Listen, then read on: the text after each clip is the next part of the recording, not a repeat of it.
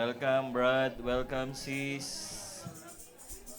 Today is a day of um, forgiving one another. Amen ba? Praise God. Sabi ni Jesus sa kanyang prayer sa Matthew chapter 6, Lord, let your kingdom come on this platform as it is in heaven. Kaya habang nagtutugtugan po yung ating mga pastor, alam po ninyo, ibang level na po yung church natin. Amen ba? Bago ka tumugtog, kailangan pastor ka. Welcome sa mga pastor natin na may mga churches po yan na hinahandle pag umaga at pag hapon naman sumasideline sa atin dahil gusto nilang ma-feel ang presence of God because they were called into music ministry before. Amen ba?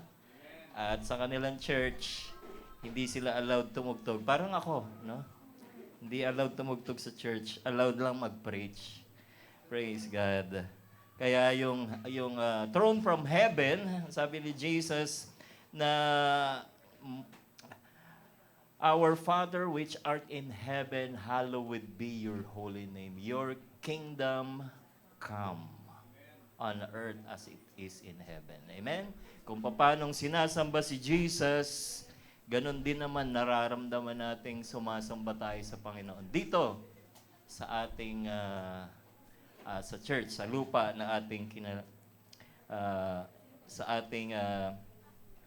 sa atin dito sa church. Praise God. Hallelujah. Ang message po ni Lord ngayon, o ang message po natin, ay makikita niyo po sa screen. Matthew chapter 18, verse 21 up to 35. Balik lang natin yung magandang screen. Kinuha ko po yan sa internet. Sabi ko kay Gemini AI, pagandahin mo pa. Pwede ba balikan natin yung slide, yung first screen? Ayan. Buti na lang yung ating disciple na ang pangalan si Peter ay nagtanong sa ating Panginoon. At sa kanyang pagtatanong, ang sabi roon sa ating nabasa kanina sa Bible reading, nang sandaling iyon, lumapit kay Jesus ang mga alagad at nagtanong, sa verse 21, lumapit si Pedro at nagtanong, ilang beses ko pong patatawarin ang aking kapatid na nagkasala sa akin. 7 beses po ba? So ito pong tanong, buti na lang nagtanong si Peter dahil sa kanilang interpretation ng kanilang mga rabbi na kapag ka ikaw ay magpapatawad, dapat patawarin mo ng nagkasala sa iyo ng isa, patawarin mo. At pag nagkasala ulit sa iyo ang kapatid mo ng pangalawa, patawarin mo siya ng pangalawa. At pag nagkasala ang iyong kapatid sa ikatlo, patawarin mo siya sa ikatlo. At pag nagkasala sa iyo ang kapatid mo sa ikaapat, huwag mo nang patawarin. So, meron lang siyang 3, no? Diba, minsan pag naglalaro kayo ng football, pag naglalaro kayo ng sa games, dead ka na after 3 tries, di ba? Wala ka ng pang-apat. Hanggang 3 lang ang iyong buhay. Mga ganon. Pero yan ay interpretation ng rabbi. Pero si Peter, nung nagtanong siya, Lord, ikapito po ba? Medyo si Peter, alam niya si Jesus is merciful. Kaya ang tanong niya, Panginoon, patatawarin ko ba ang aking kapatid sa ikapitong beses dahil itong mga kasama ko, itong sila James, sila John, nag-uunahan kung sino magiging kanang kamay ni Jesus. Yan, ano? At itong si Judas, di ko alam kung yung treasurer namin, yung mga ikapu namin, di ko alam kung saan niya winawaldas. Hindi natin alam kung ano yung mga dealings ni Peter sa kanyang mga kapatiran. Dahil ang question ni Peter sa kanyang mga kasama sa ministry. Amen ba? Ang topic natin is hanggang kailan mo patatawarin ang iyong kapatid na kasama mo mismo sa ministry. Alam niyo, ang sagot ni Jesus, 70 times 7. Sino magaling sa math? Ha? Gumamit kayo ng calculator. Ah? 490. Meron na bang nagkasala sa inyo ng 490? Wala pa. At ang sinasabi ni Jesus, patawarin mo siya 490 times every day. Every day. Makikita rin po natin yan sa Matthew chapter 9. O Matthew chapter 6, verse 9, patawarin mo kami sa aming kasalanan. Wala yan dito sa scripture. At pinapatawad din po namin ang nagkakasala sa amin. Sinabi ni Jesus, kung mananalangin kayo, yan ay gagawin natin araw-araw. In other words, kung magpapatawad tayo ay infinite. Ano ibig sabihin ng infinite? Walang sukdulan, walang hangganan, walang katapusan. Unlimited. Ayan po yung message po natin ngayong Sunday. Pastor, napakahirap ng dinaanan ko. Bakit ko siya mapapatawad? Si Jesus din, mga kapatid, nakaranas ng bata pa lang siya, si Jesus ay gusto na siyang patayin dahil siya yung threat sa throne ni Herod. At si Jesus, mga kapatid, nung nag-start sa ministry, nararamdaman niya yung nararamdaman ng tao dahil siya ay naging tao. Naranasan ni Jesus na iwan ng mga disipulo. Naranasan ni Jesus ang masaktan, naranasan ni Jesus ang umiyak at mawalan ng kaibigan. Because one of his message, Jesus wept. Umiyak si Jesus dahil tao si Jesus. At habang nasa cross si Jesus, naranasan ni Jesus na maramdaman niya yung Diyos Ama ay nawala na sa kanyang piling na sinabi niya, my God, why have you forsaken me? Minsan lang minention ni Jesus yung my God dahil madalas niyang sinasabi, aming Ama. Lagi sinasabi ni Jesus, ganito kayo manalangin, our Father. But this time, He called His Father God dahil naramdaman niya yung pagtalikod ng Diyos kay Jesus. Amen? Naramdaman ni Jesus yung sakit ng damdamin. Yung pusong nasasaktan dahil sinugatan. Amen ba?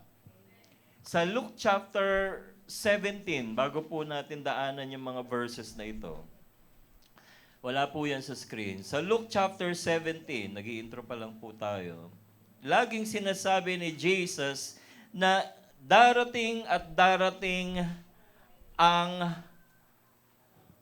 magbibigay sa iyo ng tinatawag na pagkakasala o sama ng loob, sabi ni Brother Emil. Luke chapter 17, sinabi ni Jesus sa kanya, verse 1, sa kanyang mga alagad, na tiyak na darating ang sanhi ng pagkakasala. Offense. Darating at darating ang offender. Sa Tagalog, ginamit dito ang sanhi ng pagkakasala. Ngunit kakilakilabot ang sasapiin ng taong panggagalingan niyon. Sabi mo sa katabi mo, meron kang offender. Yung magbibigay sa'yo ng sakit sa puso, sakit sa damdamin, may darating na offense, masasaktan ka, matatalisod ka. Ayan. Kung hindi pa ngayon, antayin mo. Sabihin mo sa katabi mo, antayin mo. Walang exemption, mga kapatid. Walang exemption. Darating at darating ang dahilan ng pagkakasala. Offenses will come, sabi ni Jesus. The offender will offend you, Jesus said. Siguro naalala nyo na yun, no? Marahil kasama nyo rito sa church, di ko alam, no? Baka chismis yun, no? O baka ibang church. Darating at darating. Pero ang sabi ni Jesus, mabuti pa sa kanya bitinan sa leeg ng isang gilingang bato at itapon sa dagat kaysa maging sanhi ng pagkakasala ng sino man sa maliliit sa inyo. In other words, kapag ka ang isang tao o tayo ginagamit ng kaaway to offend others at dahil sa atin nag-backslide, ano ang sabi ni Jesus? Talian sa leeg. Oo. Sa dulo ng tali ay may gilingang bato, pabigat, no? At ihagi sa dagat. In other words, patayin. Di ba? Kasi hindi ka na makakaahon eh. Tama ba? Mabigat din na sinasabi ni Jesus yung word na yun, na kapag ka tayo nagiging dahilan ng offense o sanhi ng pagkakasala ng kapwa, maganda pa na ikaw na lang yung ma-offend. Diba? Sabihin mo sa katabi mo, mas mapalad ka. O, diba? Dahil ikaw yung na-offend, ikaw yung sinasaktan. Naalala niyo yung kanta ni Michael B. Hindi ko kabisado, pero matinding kanta yun, ano? Talagang kala mo naman nangyari sa kanya, no? Pero he just making a joke. Pero in reality, no, masakit talaga. Sabi nga ng iba, sana sinampal mo na lang ako. Wow. Kaysa binarela, hindi, mabigat. Kaysa sinaktan, ano? Mabigat talaga. Pero isa-isahin po natin. Yun po yung mensahe ng Panginoon dito sa parables of the unforgiving servant. Sa unforgiving servant, may dalawang dito pong servant. Yung isa ay pinatawad ng hari dahil sa kanyang pagkakasala, at yung isa naman ay hindi pinatawad dahil sa pagkakautang. Amen ba? Kaya lahat po tayo ay makaka-relate po dito. Okay, isahin po natin sa Matthew 18 verse 21, English po ito pero tatagalogin natin. Amen ba? Para maintindihan ng nahihirapan sa English. Okay. Then Peter came to him and said, Lord, how often shall my brother sin against me and I forgive him for 7 times? Kaya dito po makikita natin yung Peter's limit on grace. Na akala niya ang ating Diyos ay katulad ng interpretation ng rabbi na 3 times nagkasala sa iyo, patawarin mo, on the 4th time, wag na. Kaya minsan nalilimit tayo sa ating ding pagpapatawad. Wag nating limitahan dahil si Lord is unlimited in forgiving for us for our sin. Nung tayo po ay hindi pa nakakakilala sa Panginoon, hindi pa tayo nagpipray, hindi pa tayo nagbabasa ng Bible, nung na-encounter natin si Jesus, all of us has bowed down our knees and say, Lord, forgive me. Amen ba? Humingi tayo sa Panginoon ng tawad.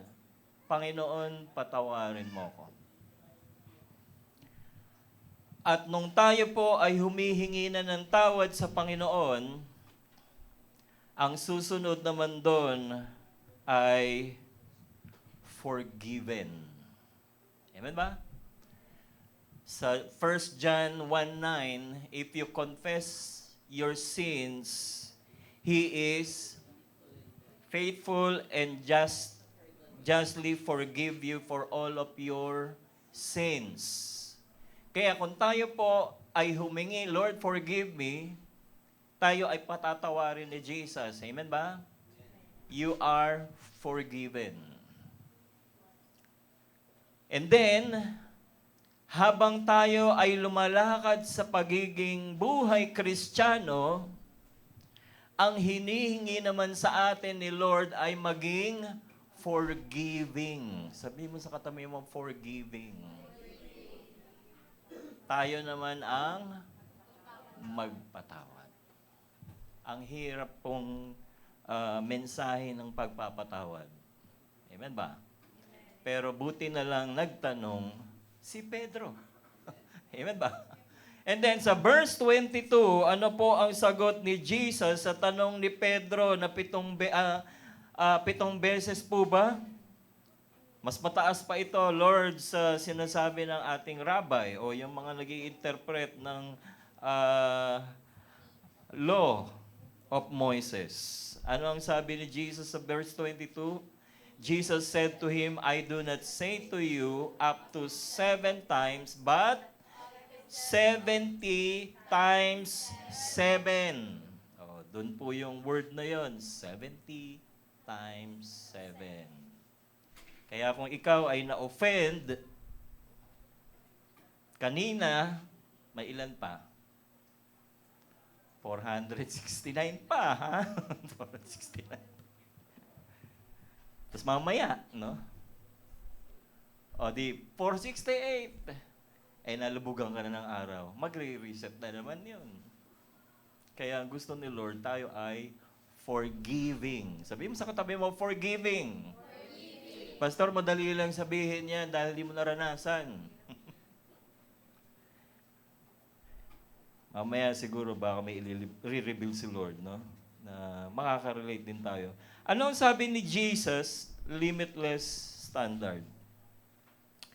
Ano sabi ni Jesus dito sa Matthew 18:23? Therefore, the kingdom of heaven is like, nag-story na po si Jesus. Sabi ni Pastor Sunny last Sunday, si Jesus is always using yung storytelling. Laging gumagamit si Jesus ng mga istorya. Amen ba? Para makakonek yung mga disciple ni Jesus na nagtanong, ilang beses kong patatawarin ang aking kapatid? 7 beses ba? At ang sabi ni Jesus, 70 times 7. At gumawa, at si Jesus ay nagkuwento. Sabi mo sa katabi mo, makinig ka. Ito yung kwento ni Jesus. No? Ang sabi ni Jesus, therefore, the kingdom of heaven is like a certain king who wanted to settle accounts to his servants. Yung hari ay naghahanap at gusto niya nang isettle yung mga pagkakautang ng kaniyang mga servant. Pag ikaw ay servant, sa parables of talent, binigyan ka ng 1 talent. Ano yung ibig sabihin ng 1 talent? 1 talent is 1 bag of gold, na equivalent is 20 years of wages. Kung ikaw ay magtatrabaho sa Do the math para makakonect kayo. Minsan kasi hindi maintindihan yung math. Magkano ang sweldo ng isang tao ngayon? Ha? Nag-increase na raw. Ha? 780, 760. 700 na lang para gamitin natin yung word na 7. Okay? 700 a day.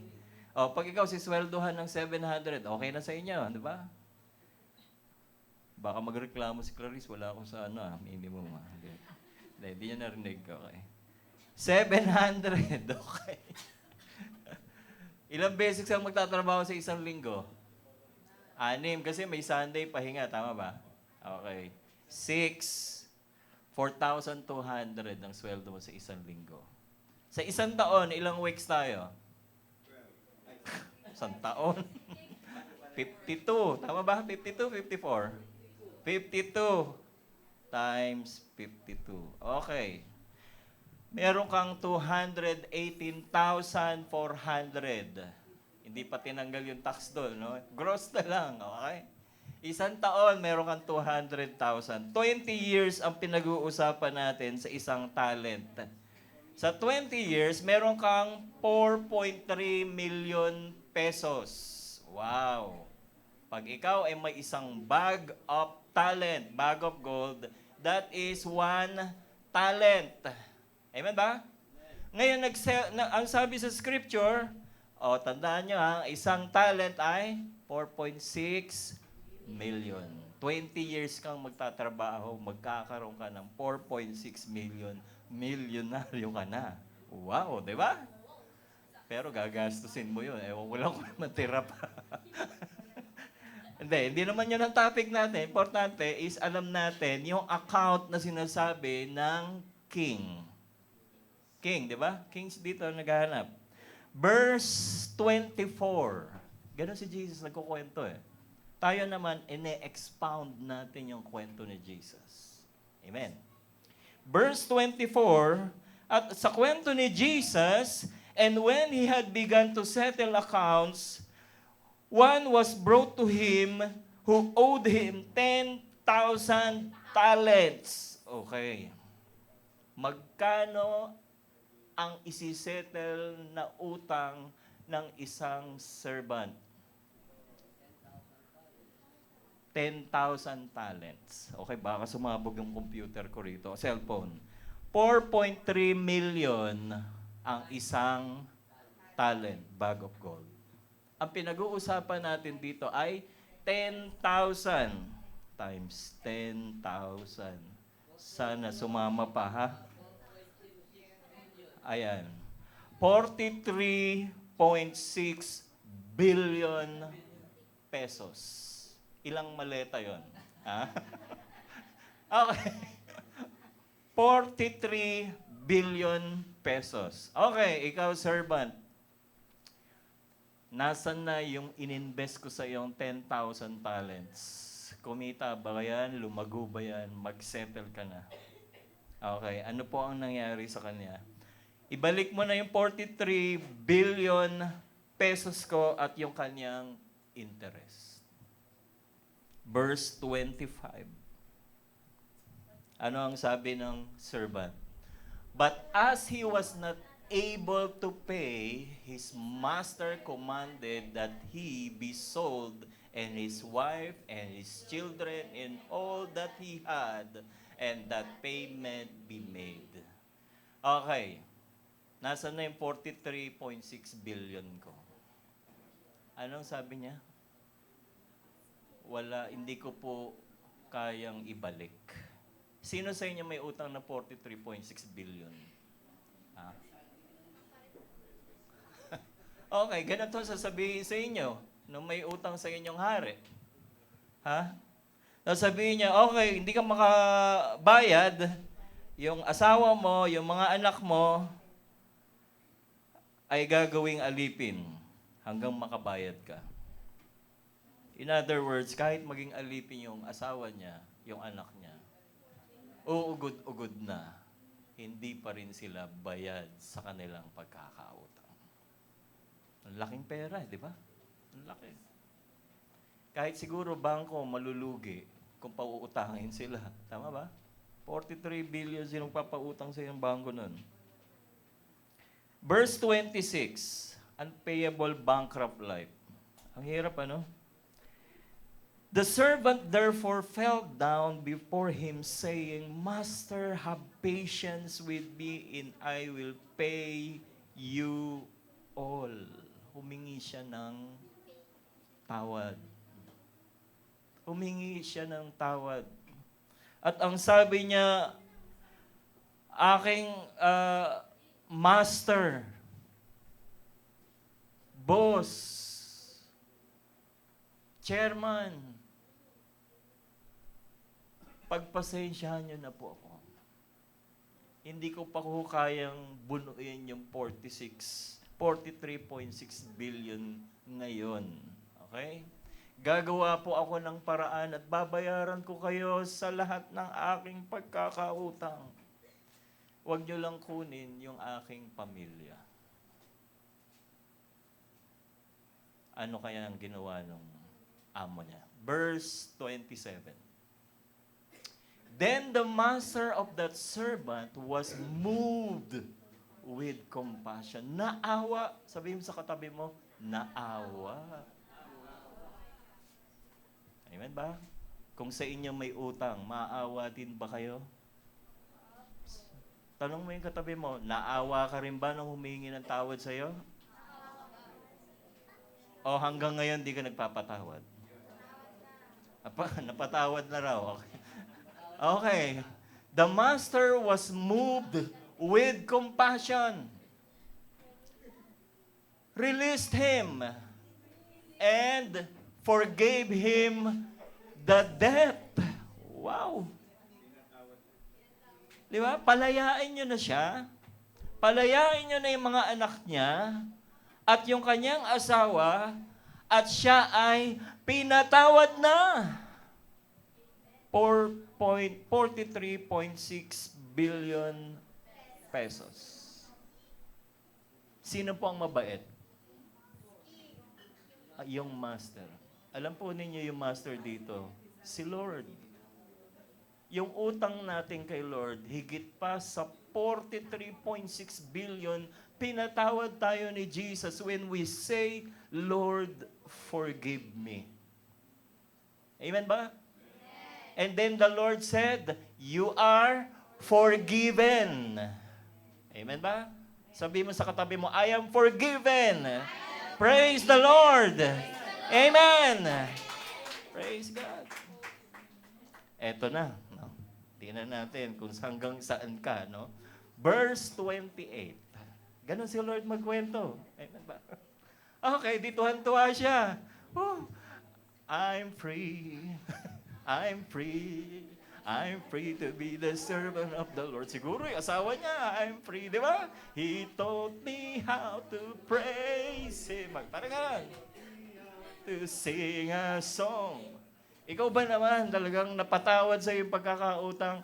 Alam niyo, pagka ikaw ay free from debt, ang sarap matulog. Di ba? May peace. Siguro yung kagalakan mo hanggang langit, cloud 9. Okay? And then verse 28, eto na. Yung pinatawad na masayang-masaya, biglang lumungkot. Biglang lumungkot. Ano sabi niya? But that servant went out and found one of his fellow servant who owed him 100 denarii. Okay. Nung siya ay sayang-saya, biglang yung one way naging U-turn. No? One way, Jesus. Nung nakita niya may utang sa kanya, U-turn ako ngayon. Sabi niya, ikaw. No? Halika, Brother Raul, illustrate natin. Kasi kinwelyuhan niya eh. Oh, yan oh. Halika rito. Hindi, ako kukwelyuhan mo para makita nila yung, kung sino yung kontrabida dito. O, di ikaw yung pinatawad ni Lord. Magkano pinatawad sa'yo ni Lord? 43.6 billion. Okay. Eh, may utang ako sa'yo ng, ilan? 100 denarii. 3 months of salary. 3 months. Magkano yung 3 months kanina? Ha? Okay, 6,000 times 3. Okay, ang utang ko lang sa'yo ay 21,000. Tama ba? Pwede na yun? 21,000. O, 18. Ang barot mo para... Okay, may utang akong 18,000 lang ha.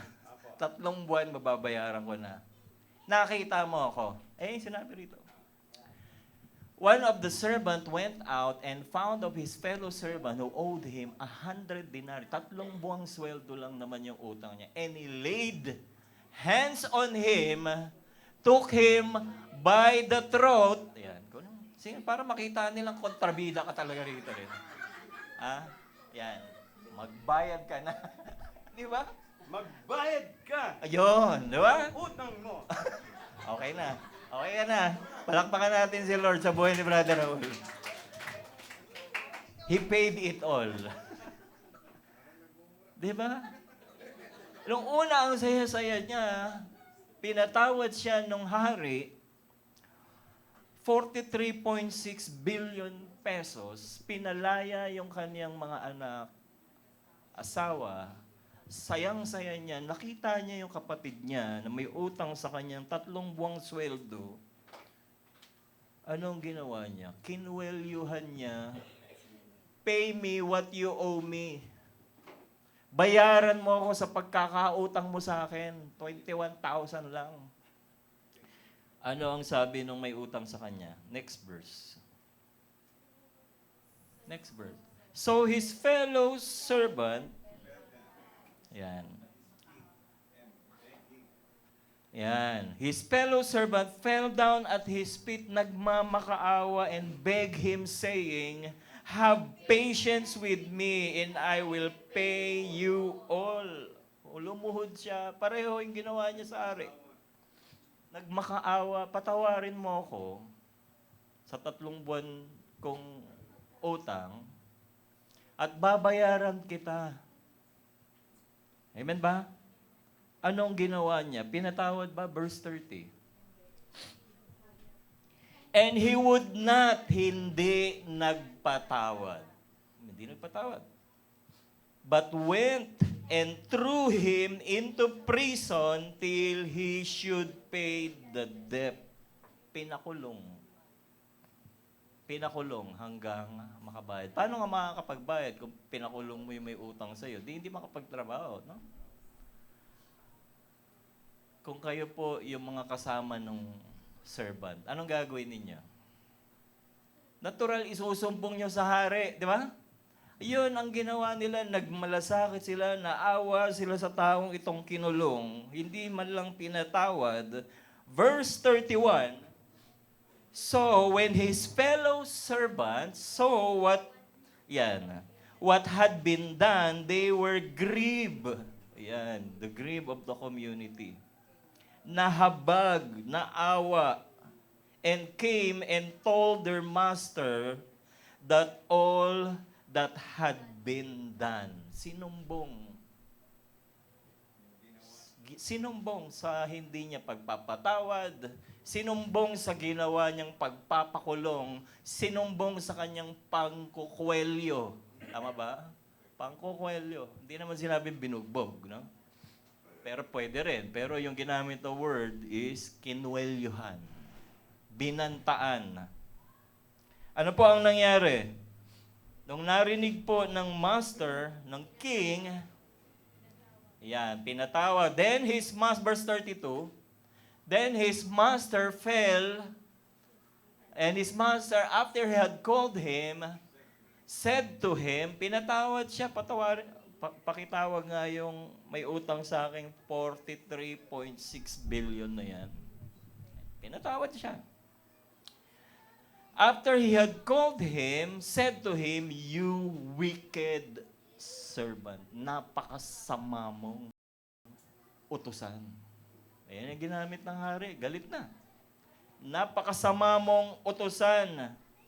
I forgave you that all that debt because you begged me. Pinatawad kita sa lahat ng pagkakautang mo, 43.6 billion. Dahil nagmakaawa ka sa akin at pinatawad kita. Okay? Verse 33. Verse 33. Next verse. Should you not also have had compassion on your fellow servant?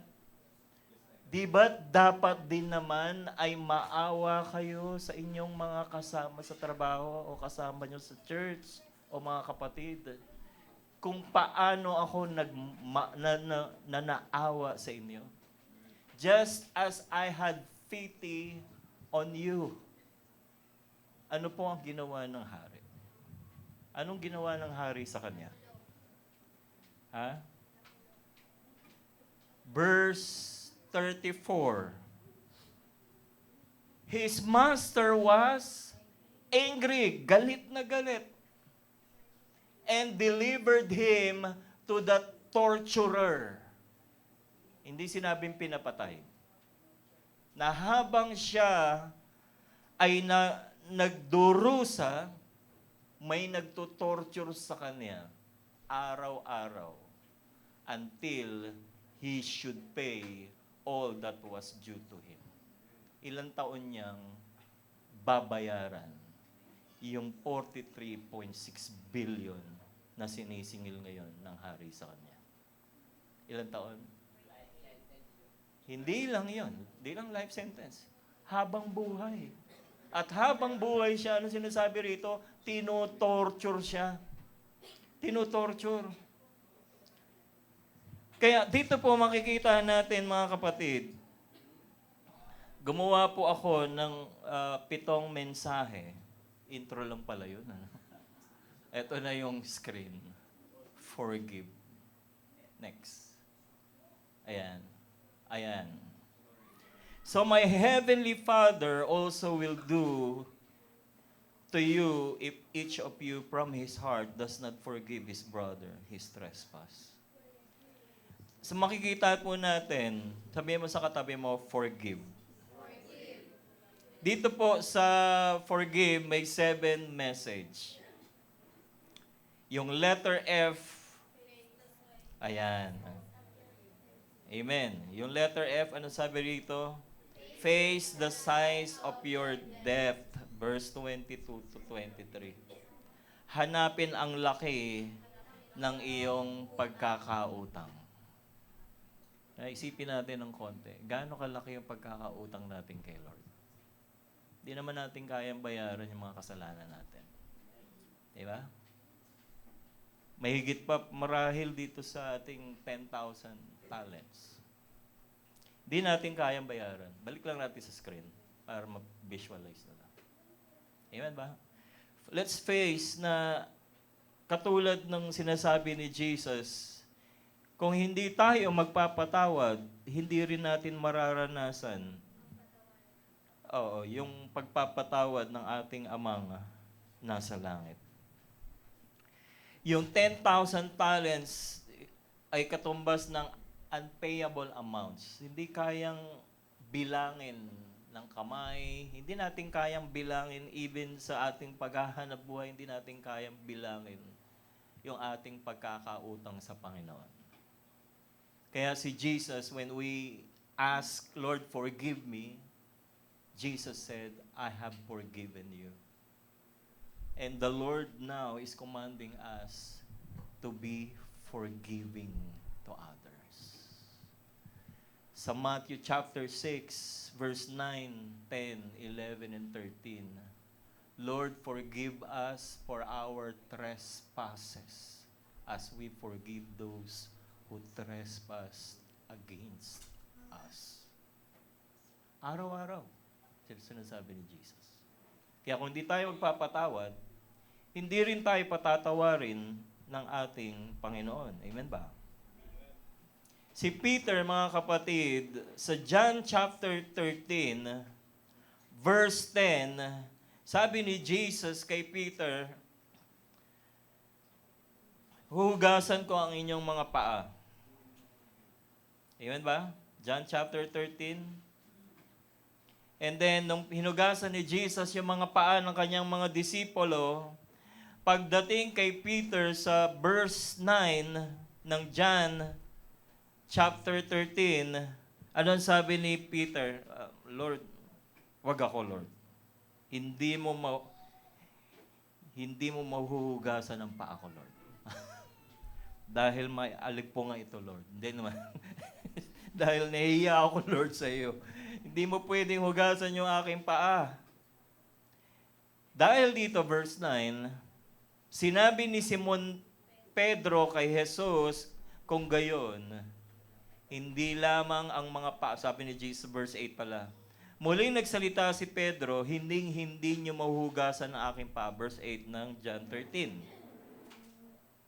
Ngunit sinabi ni Jesus, kung hindi kita huhugasan, wala kang ugnayan sa akin. You have no part in me. Amen ba? Tayo po ay hinugasan ng banal na dugo ni Jesus. Kaya nagkaroon na po tayo ng tinatawag na part of God. Lahat ng tumanggap kay Jesus ay binigyan ng karapatang maging anak ng Diyos. John chapter 1, verse 12. Kaya sabi ni Peter dito sa verse 9, dahil dito sinabi ni Pedro, kung gayon, hindi lamang ang paa ko, Lord, pati na rin ang aking mga kamay at ulo. Lord, wag lang yung paa, pati ulo, pati kamay, pati katawan na. Lord, paliguan mo na ulit ako.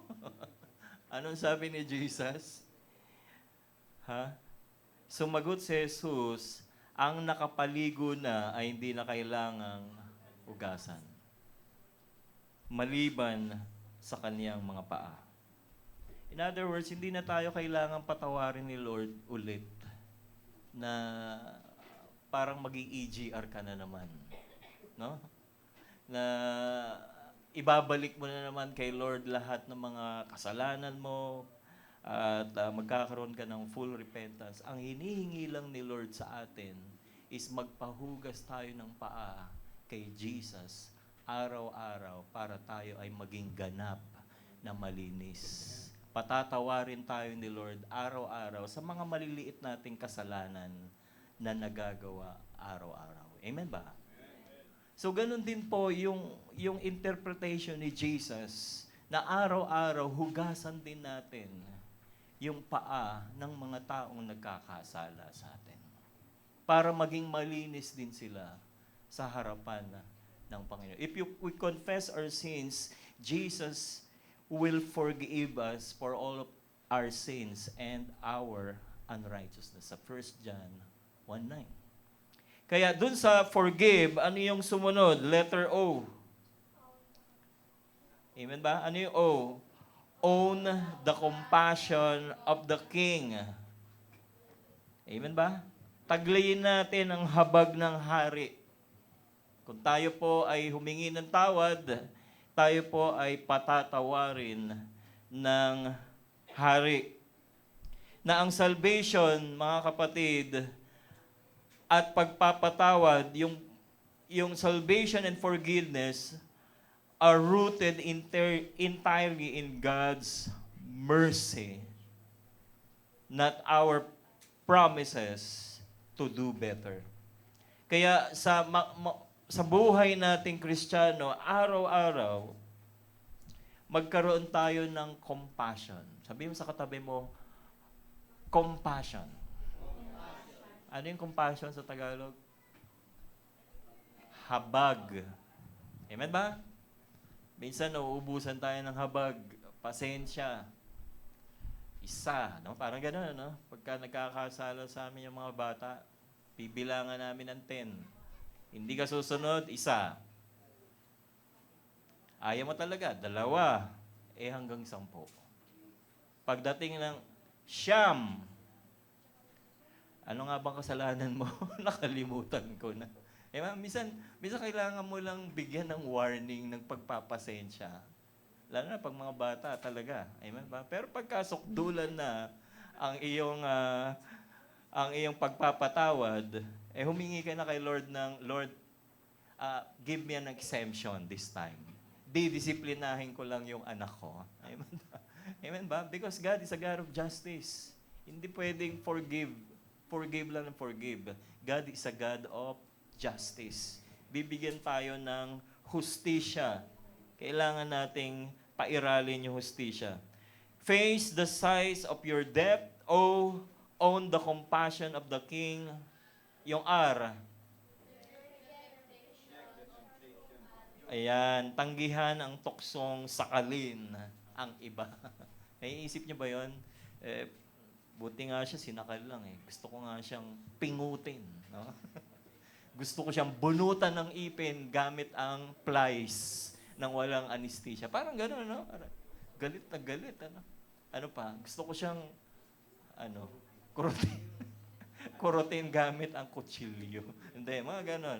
Hindi ko kayo binibigyan ng mga, baka sabihin nyo, gamitin nyo. No? Magkaroon pa ng idea. Huwag natin daw, ano sabi rito? Reject the temptation to choke others or gantihan ang iba. Kung ikaw ay binato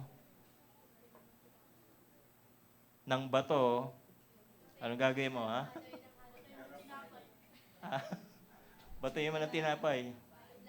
May palaman. May palamang granada raw. Siguraduhin mong puputok. Ang point lang natin, mga kapatid, gamitin natin yung compassion ng Lord. Amen ba? Praise God. Kung si Lord nga, pinatawad tayo ng 10,000 talents of debts. Okay, reject the temptation to choke others. Sa G, gauge the difference in debt. Sukatin ang pagkakaiba sa mga utang. No matter how deeply someone has hurt you, it is microscopic compared to much your sins have grieved God. Meron kayong piso, di ba? Wala. Pag ang piso, nilalapit mo sa mata mo. Tama? Lumalaki yan eh. Lumalaki yung utang. Yung piso nagiging 500, 1,000, hanggang hindi mo na makita. Amen ba? Kasi nagiging bulag ka na sa pagpapatawad. Pero pag ang piso nilayo mo, ang liit lang niya. Ang liit lang pala ng utang mo. Sa'yo na lang yan. Wala na akong mabibili sa piso. Amen ba? Amen ba? Minsan kailangan lang natin palawakin yung ating pananaw. Para tayong, parang sa kaputian ng church natin. Amen ba? Minsan mapapansin mo dyan, may tuldok ng itim. Ganon yung kasalanan eh. Maliit lang yun. Pero yung kaputian ng dingding, makikita natin yung kapatawaran ng ating Panginoon. Sabi nga ng preacher, si Brother Eddie, kung ating kasalanan ay kasing laki ng barko na nagbibit-bit ng mga oil sa Strait of Hormuz, no, pinakamalaking tankers ay 300 meters. Gaano kalaki yung 300 meters? Hanggang doon sa Barangay San Roque. Kung ang kasalanan natin ganun kalaki na barko, ang kapatawaran ng Panginoon ay singlawak ng Pacific Ocean. Napakalaki. Amen ba? Hindi natin masukat, hindi natin mag-gauge yung kapatawaran ni Jesus. Kaya gamitin natin yung kanyang tunay na pagpapatawad. And then next, sa forgive,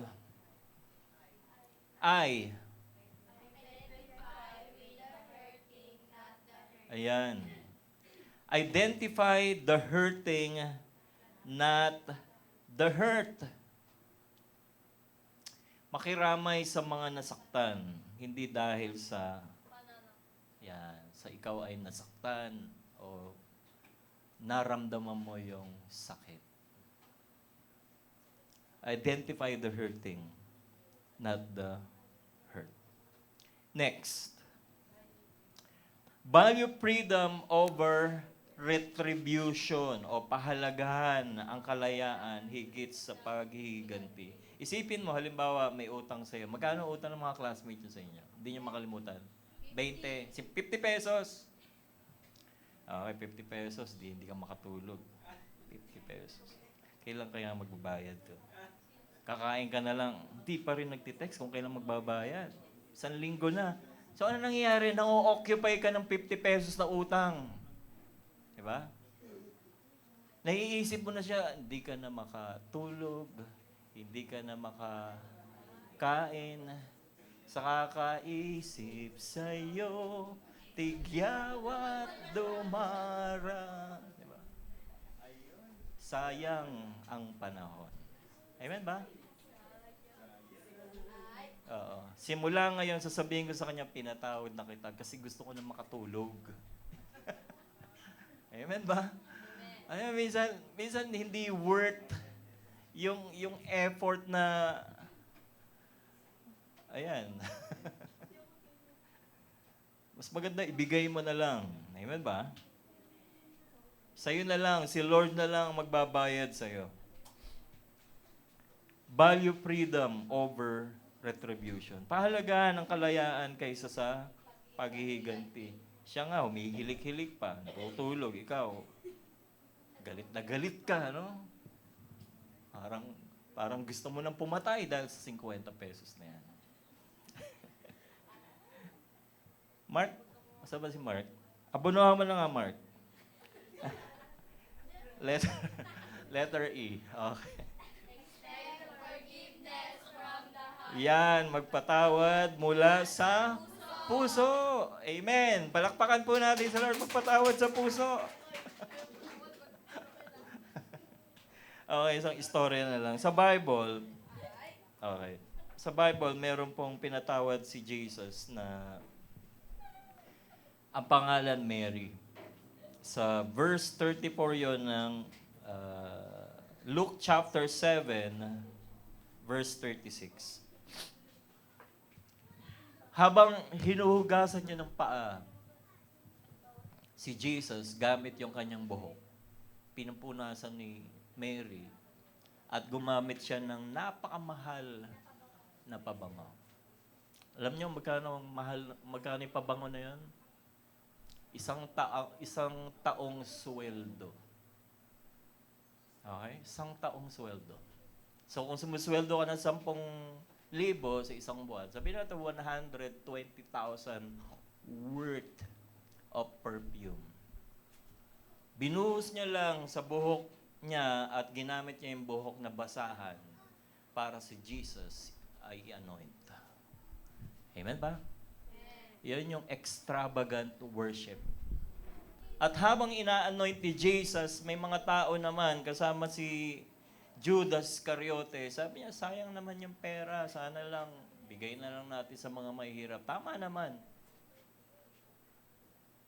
Pero after which, bakit niya yun ginagawa? Ang sabi ng mga Bible scholar, naranasan niya yung kanyang kapatid dahil ang kapatid niya namatay at binuhay ng ating Panginoong Hesus, si Lazarus.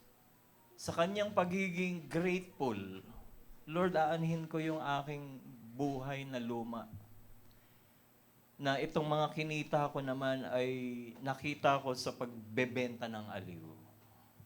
Yung aking lumang buhay, ibubuhos ko na lang sa iyong paanan, Panginoon. Patawarin mo ko sa lahat ng aking ginawa.